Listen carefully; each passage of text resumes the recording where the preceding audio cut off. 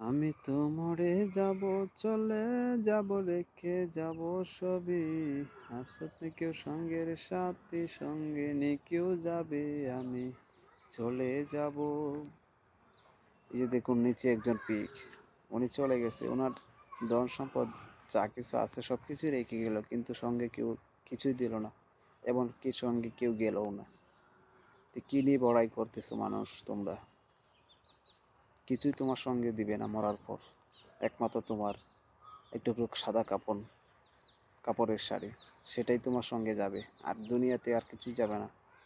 আর তুমি আখিরাতের জন্য যেটা তুমি কামিয়েছো সেটাই তোমার সাথে যাবে। কিসের এত বড়াই? আজকে মরলে কালকে 2 দিন, তোমরা এত বড়াই করো না। পৃথিবী একদিন ছাড়তে হবে। জমি জমা নিয়ে এত বড়াই করো না। মরে যাওয়ার পর এই জমি জমা তোমাকে কেউ দিবে না। তোমার কিন্তু একটু একটু কাপড় নিয়ে যেতে হবে মাটির তলে। এই পৃথিবীতে আসছো চিরস্থায়ী না, ক্ষণস্থায়ী।